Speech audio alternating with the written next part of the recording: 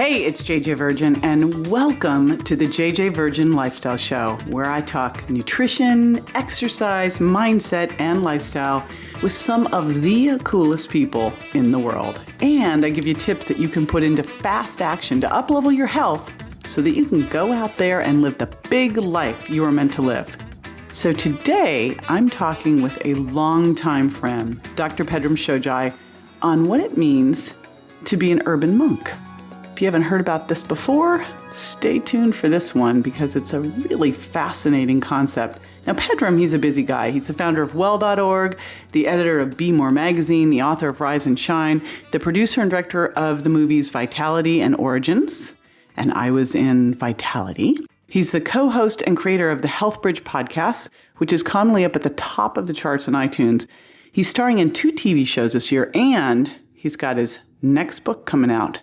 And that is Urban Monk, coming out February 2016, as well as his next movie in pre-production, which is featuring some of the heavy hitters out there changing the world. Pedram is considered to be one of the most influential people in health and green media, and he's also got a baby, a new baby. He's got one baby and now another one too. So he's not going to be getting a lot of sleep anytime soon.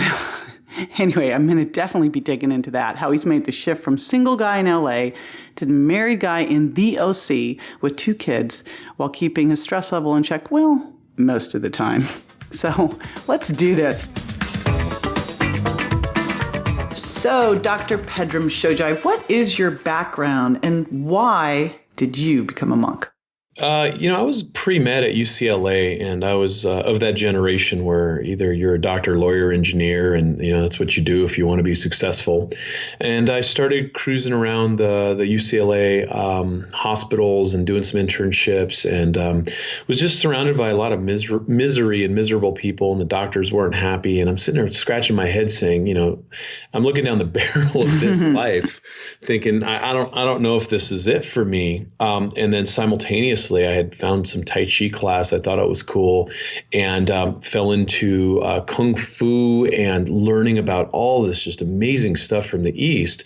Was like, okay, on one end of this seesaw, I have like vitality and life and just this abundance of enthusiasm and beauty. And on the other end, it's like, bedpans and grumpy doctors. It just became a clear path. I started studying the stuff that made me feel good. How did your parents feel about that? I can't help but asking. Well, no, their number 1 ranked kid out of high school went into UCLA guns blazing and then decided he was going to be a hippie witch doctor. I mean, yeah, wow, we're so proud. Yeah, they were freaked out, and the best way to silence opposition is to show success. And so, I just did everything I did with full intent. And, when I got into medicine, I was successful at that. And as a monk, I traveled the Himalayas and walked with the best of the best and came back with a good sparkle in my eyes. And they said, well, at least the kid's onto something. So you came back to LA with a sparkle in your eye, and there you are in LA. And what's that like? It was a difficult reentry because I somehow assumed that it would just rub off and people would just get what I had, spent years kind of drinking of, not just in my training, but in the Himalayas and all of it. And, it didn't occur to me that people had lives they couldn't walk away from and they couldn't go to do the things that I was, I had the privilege of being able to do and sit with the guys I had the privilege of studying with. And so, it took me a couple good years of kind of reconciling my, how should I say, my airy-fairy spiritual new reality with the reality that people lived in, which was 2.5 hours of traffic in LA and, divorces and kids being late from soccer and making you miss yoga and all the crap that we deal with in real life.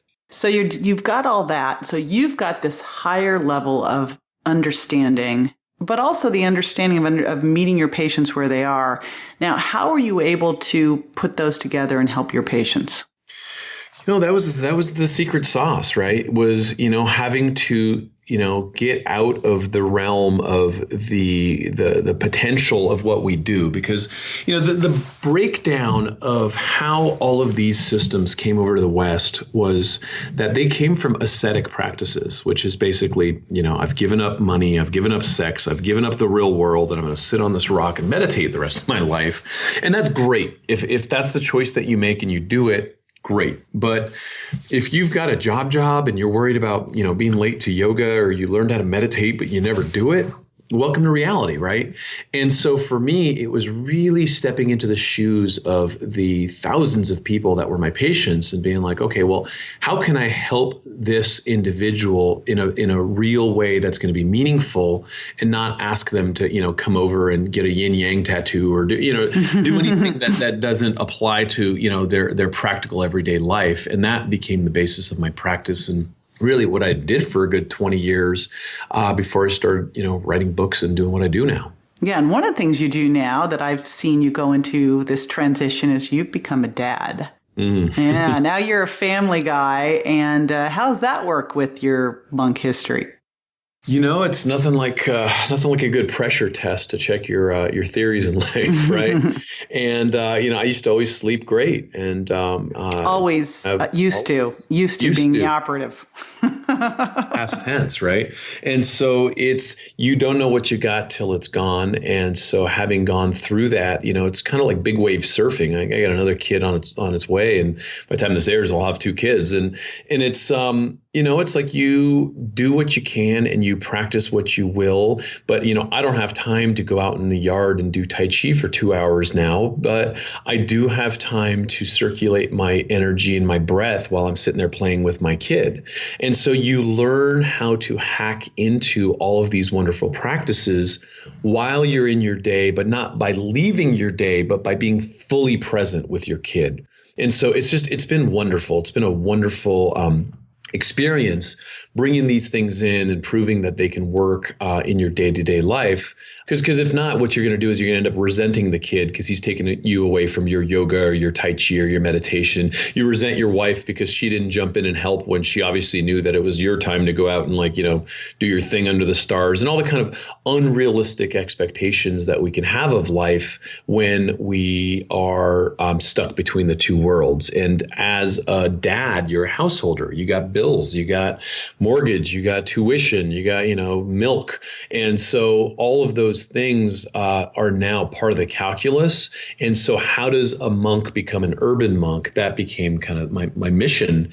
It's been a really fun process bringing these worlds together. Yeah, it makes you a much better practitioner when you really understand it. Because, now that you're a parent, there's no way you can even begin to realize what life is like when you have kids, right? I know. I think we were all laughing. We're like, just wait, Pedram.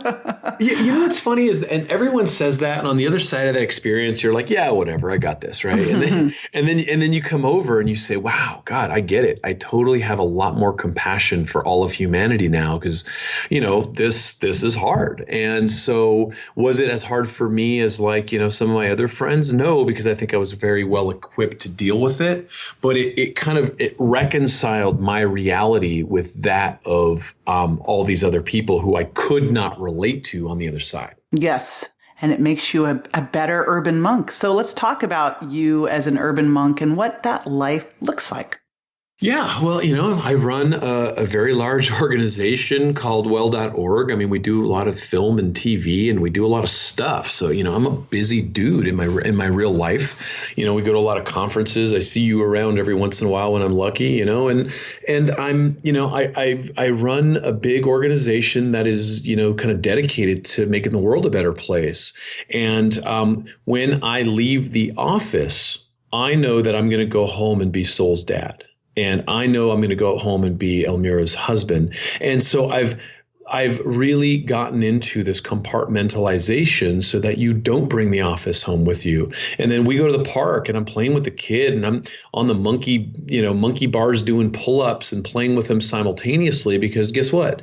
Dad didn't have a chance to make it to the gym this morning because, he had some meetings, and he'll get it at the park right now, or I'll do lunges while I'm walking him. And so it's learning how to adapt to whatever you've got in front of you in a way that's going to still serve you on a personal, interpersonal, spiritual level, while still being the family guy that you need to be, and being the awesome dad that you want to be, and that your kid deserves, to have. Mm-hmm. And I think about so many people who, you have this uniqueness in that you started in traditional medicine. You actually had the ability to see, because so many people go through a decade, 2 decades, 3 decades, and then they go, oh my gosh, I'm miserable. And it's like you could see the future and never go down that path. So you were able to, and then to have the opportunity to go to the Himalayas and to do all that study, and then study all of the Eastern philosophy, and then go into medicine. You have like this amazing background that you brought into this. But the person listening who's like going, okay, well, I don't have that. What I have right now are a lot of bills, overhead, stress, kids, spouse. And how do I take what you've learned and put it into my life and live like an urban monk? How can we all live like urban monks and use these lessons you have? Yeah, it's the question of the hour, and that's what I've dedicated my life to is kicking that down, not from theory, but from real life experiences with real patients and encounters that I've had. And, a lot of it I feel has to do with energy. When someone tells me that they don't have time in life, what they're telling me really is that they don't have energy.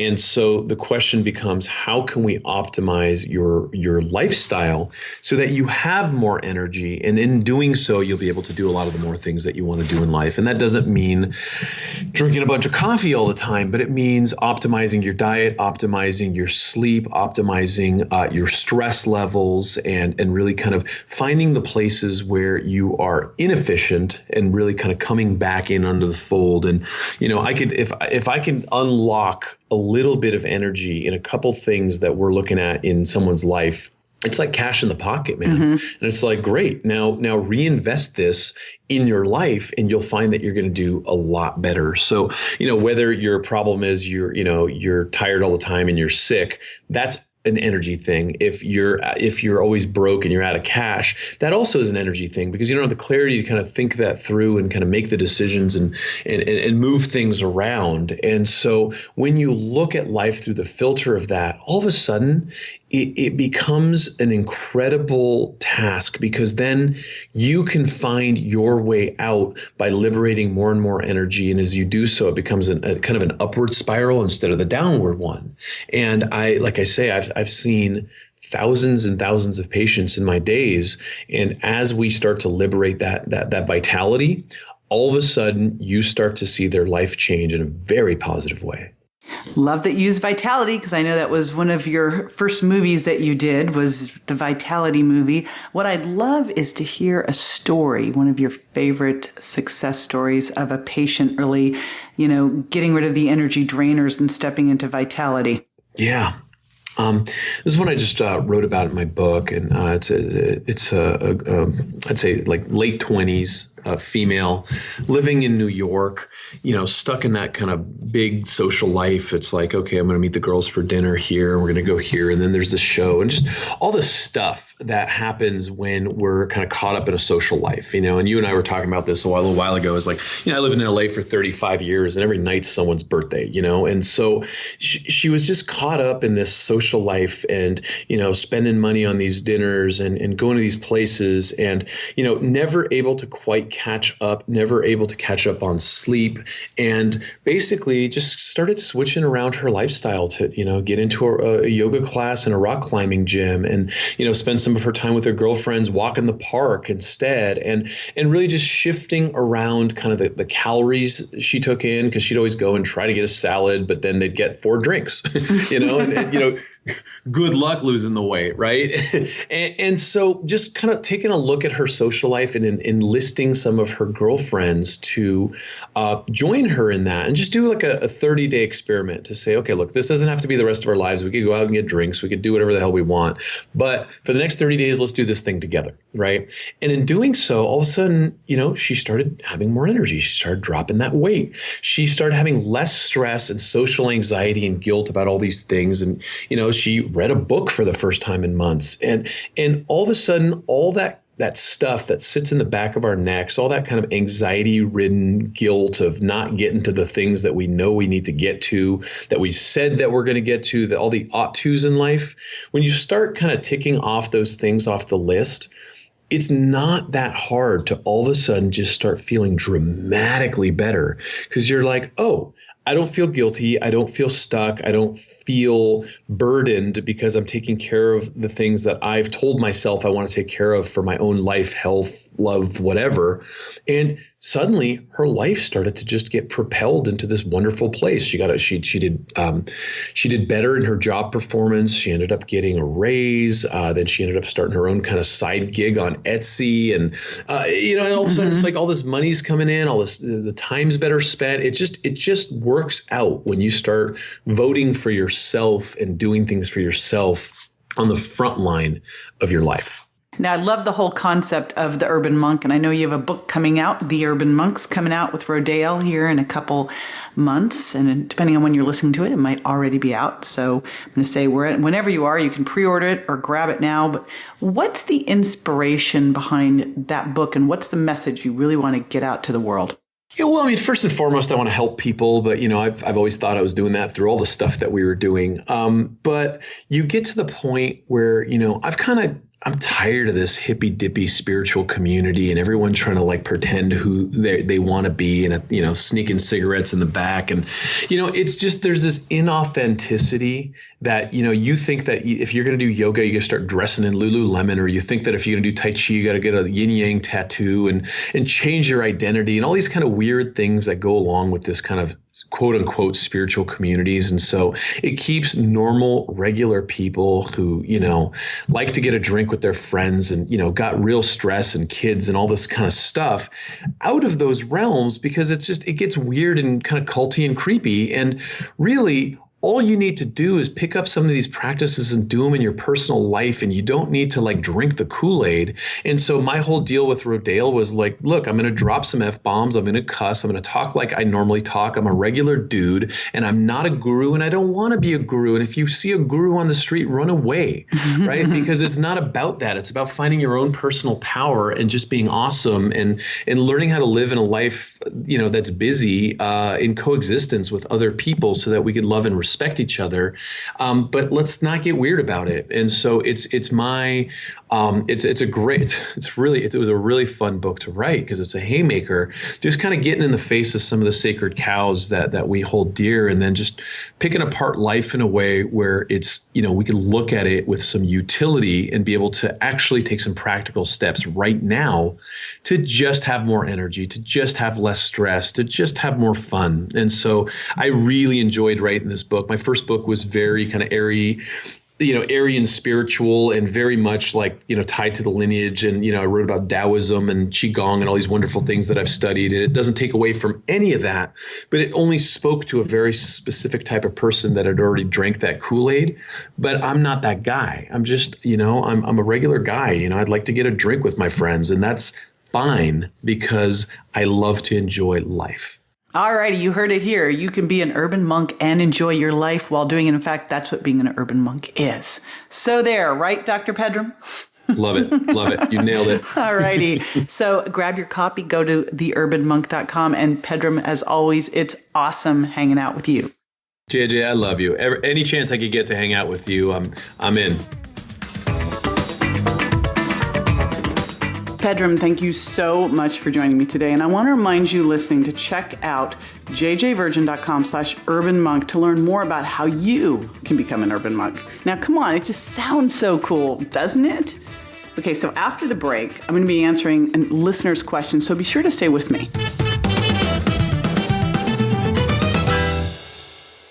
Ready to lose fat fast and keep it off forever? Discover the #1 resource for fast and lasting fat loss by visiting jjvirgin.com. Access exclusive videos, content-rich blog posts, and lots of free resources to help you lose weight and feel better fast. And be part of a community. Get ready to transform your life one simple shift at a time by visiting www.jjvirgin.com. Welcome back. Now, this is the time where I answer a listener's question, and today's question is awesome because it comes from one of my listeners. And today's question comes from Christy Kaiser. Hey there, my name is Christy Kaiser. I live in Alabama. If I could sit down and have a quick question with her, I would want it to be about, portion control and getting off sugar and eating clean is not an issue for me. Like, I feel like I eat so well and I exercise, but I feel like when I get off track is when I'm eating a little too much of the almond butter and some of the other good fats like avocado. And I just wanted her to talk a little bit about that. And I love the idea of not counting calories, and I don't want to be bound by that. Anyway, I know she talks about trigger foods and how she loves almond butter and doesn't even buy it and keep it in the house. But anyway, I probably just would love to come to some more balance in that area, and how she keeps everything in moderation. All right, so portion control, what's the deal? Well, here it is.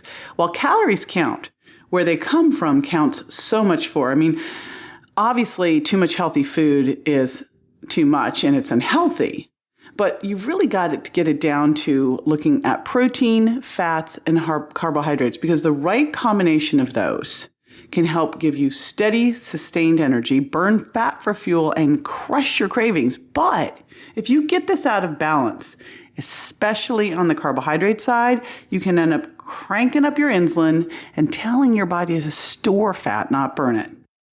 But the other side of this, and the way I'm seeing a lot of people go now, is they're going way too low carb too. And when you do that, you can put your testosterone into the dumpster and raise your blood sugar and end up in trouble too. So it's going to be all about the balance. And you know what's cool about the balance? When you balance your calories correctly between those macronutrients of clean, lean protein, healthy fats, and high fiber, slow, low carbs, you won't be hungry.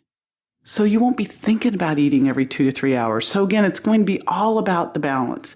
And again, when you're getting the balance right, the calories take care of themselves. So let's talk about each of these things. On average, I'm going to do this for, say, a woman who's 140 pounds, because that's really kind of the average female out there. And so if you're a guy or you're a smaller or bigger woman, up or down this, okay? You want to make sure that each time you eat, you're eating from the plate, whether it's the Virgin Diet plate, Sugar Impact Diet plate, they're both really the same.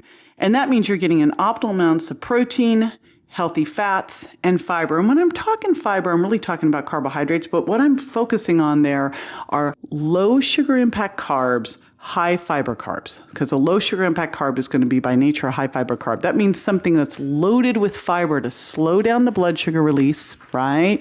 Keep blood sugar stable, get a nice steady supply of energy to the brain so you're happy and not crabby. All right, so let's go through each of these. So protein. Examples of protein are cold water fish, which should be wild, grass-fed beef, pastured pork and chicken, eggs if you're not intolerant to them. You should have gone through the Virgin Diet and checked that. Don't just assume you're not. You don't know till you check, okay? And if you're a vegan, plant-based proteins, but not soy, okay? I look at things like I use pea protein in my shakes if I'm doing that. Now, you want to have some protein at each meal because you can only absorb so much at any one time, so you can't do a big protein overload. Your body won't be able to handle all of it. But also because protein is very satiating, and when it's combined with fiber, it actually slows down stomach emptying, which means you are fuller longer, and it's thermic, which means it boosts your metabolism. That's fantastic. But how much protein? So here's the thing. If you're eating just straight protein, there's no fat in it or it's very lean, you're going to have less. If you're eating fat and protein together, like grass-fed beef, like a great grass-fed ribeye or wild fish, then you're going to have a bigger serving because it's not just straight protein.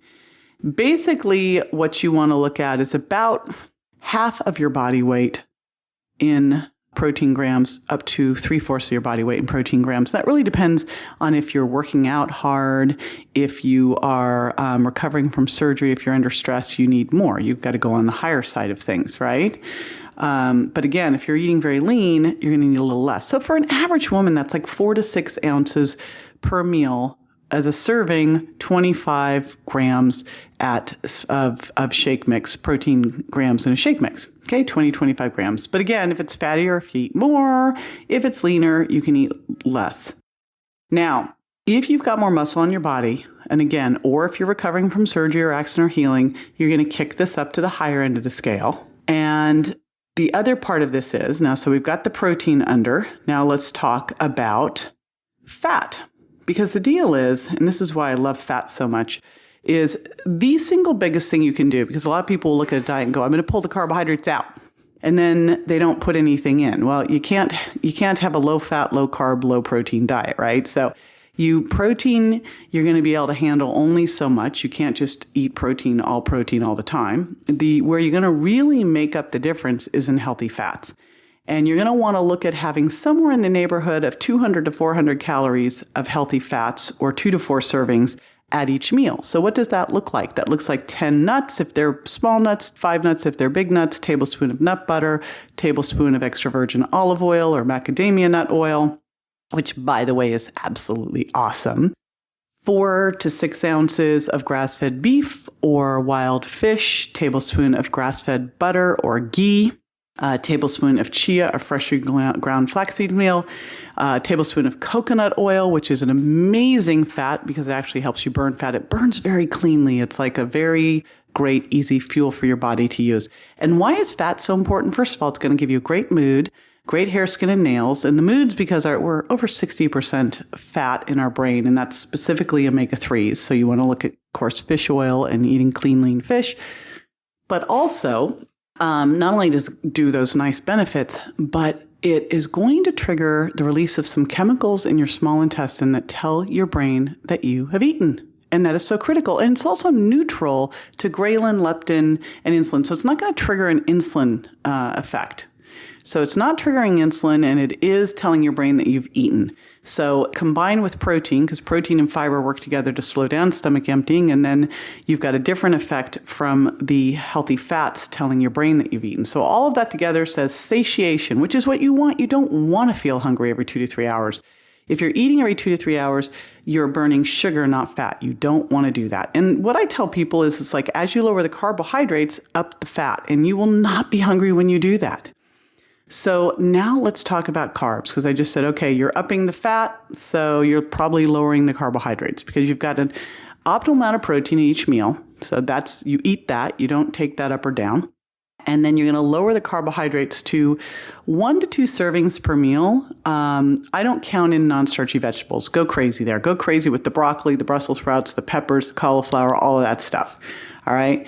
But the low carbs like pumpkin and sweet potatoes and legumes, if you are not pure paleo or quinoa, all of those ones, berries, those you need to really look at. And you want to keep that to 25 or 50 grams per meal. And honestly, I keep it down low. I keep it to about 25 grams per meal at breakfast and lunch, and I might go up to, say, 50 grams at dinner, but I keep it low. I do more of them in the evening than the morning because that's going to help with sleep, and that's going to help with hormone production.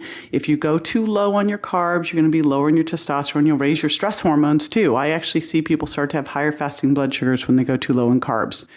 And so you want to make sure you're protecting your adrenals there too. So a serving of carbohydrate, and again, I want people to eat 5 to 10 servings of non-starchy veggies a day with a cup of raw or half a cup of cooked, counting as a serving. And depending on what you're eating, you're getting, 10 grams of carbohydrates there. So you're not going to get really crazy overloaded with that, right? What you want to focus on is eating a small amount of low carbs, a little bit at breakfast, a little bit at lunch, a little more at dinner. But again, you're still keeping it down to about a half a cup serving and of these things. So tomatoes, berries, squashes. Squashes you can have more of because they're less starchy than, say, a sweet potato is. But you're going to want to do these, and you're really focusing on doing these, doing the ones that are high fiber, because the whole point of this is to get a trifecta of protein, fat, and fiber that will help keep you satiated so that you won't get into this whole, what am I going to eat next and how many calories? How many calories can I eat, right? Because that's where we get in trouble. All right, so what does this all look like? Let's look at what you can have. So I always like to start with breakfast, because breakfast is where I see most people blow it. They have that muffin and a latte, which is a cupcake and a milkshake. Let's not ever do that again. Deal? So breakfast could be 2 scoops of my protein powder and then some coconut or almond milk for the healthy fat. So you've got protein from the protein powder, you've got fat from the coconut milk or almond milk or cashew milk, and then I'll also put in half of a small avocado. So I've got 2 fat servings right there, and then I use a little bit of my extra fiber, which has got a little bit of carbs and a lot of fiber in it.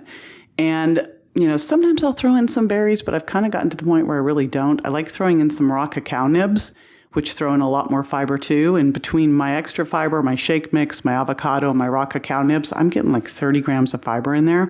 You can also throw in some raw spinach or raw kale and any other. I was watching one of my buddies throw in like his whole leftover salad from the night before. You actually don't taste that. And it's a great way to just get some extra greens in.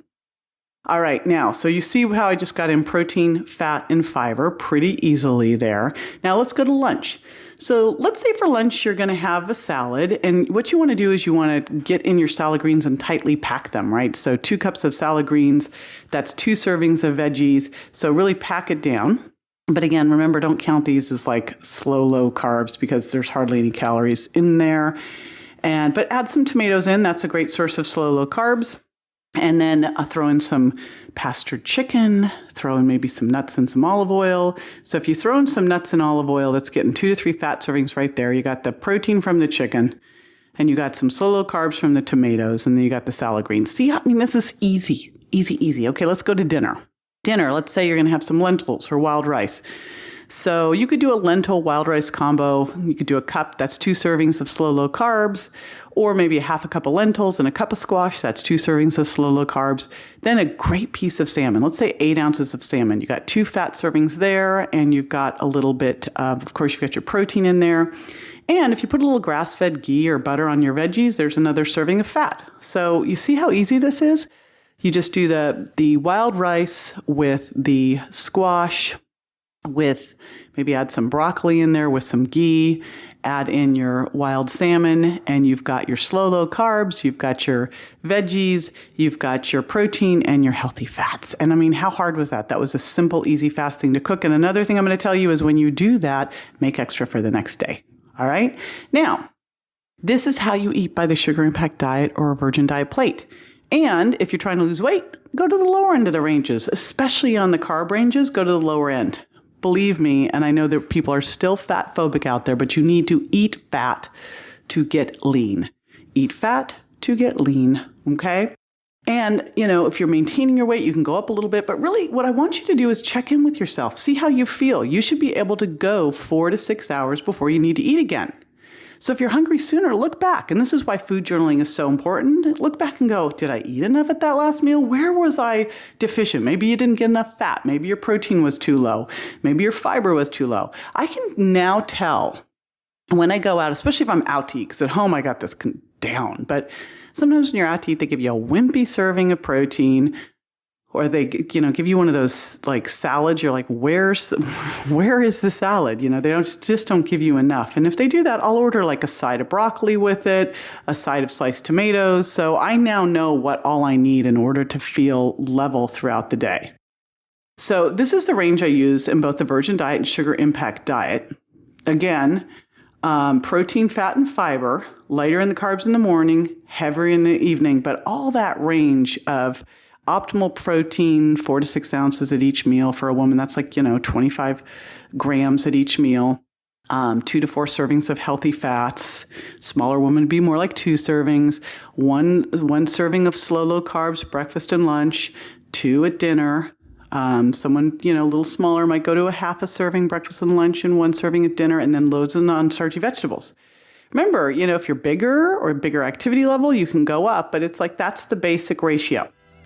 Now, if you'd like to submit a question All you have to do is go to jjvirgin.com and /ask, and you can leave a voicemail for me.